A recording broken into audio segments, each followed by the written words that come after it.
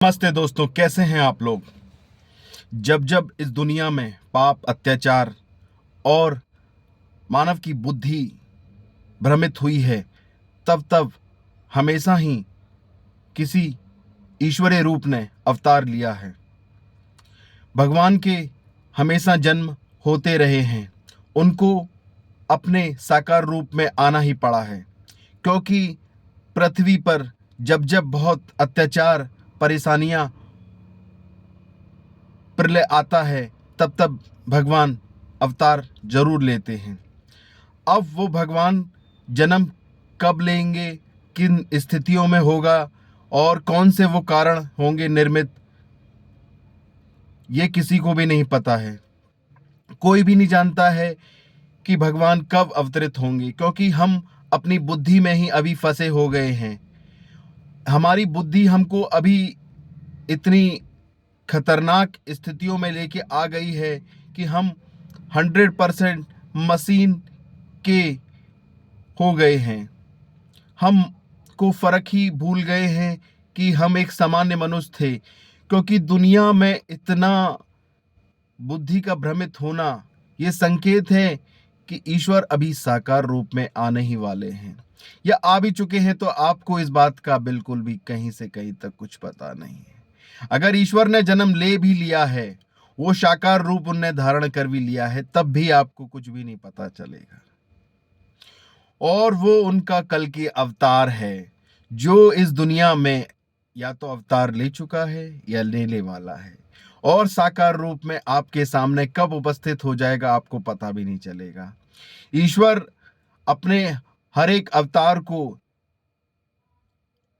हम में से ही उत्पन्न करते हैं। हमारे घाट घाट में बैठा है ना वो, तो सबकी सुन रहा है कि अब हमारी जो स्थिति है वो कितनी पापों से विलिप्त हो गई है।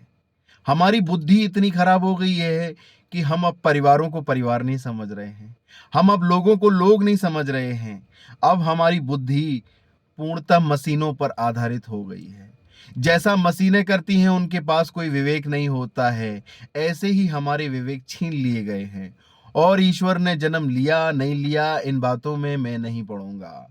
वो कब, कैसी, किन स्थितियों में आएंगे आपको तो पता भी नहीं चलेगा।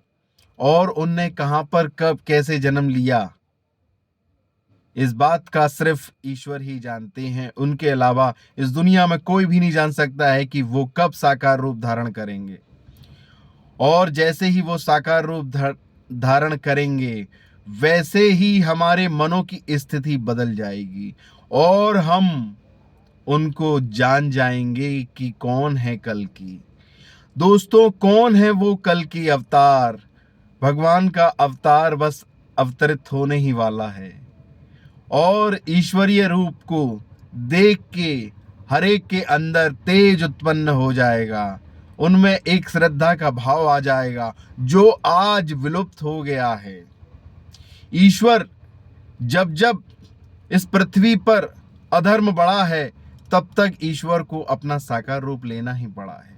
आज आप जिन घटनाओं को डेली देख रहे हैं कि किसी ने किसी के साथ कुछ भी कर दिया, वो ना किसी प्रकार की शुद्धता बची, ना वो जीवन बचा, ना वो राम राज्य बचा।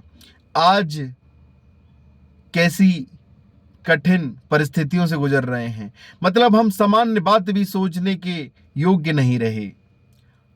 एआई, उसका कोई कसूर नहीं है, हमारे ही दिमाग की निकली हुई उपज है वो भी।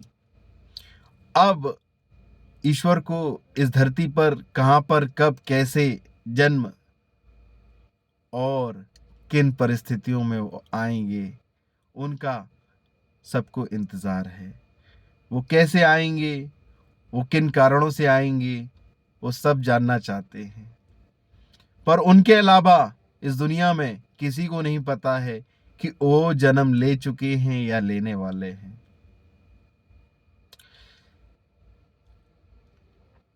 बहुत बहुत धन्यवाद।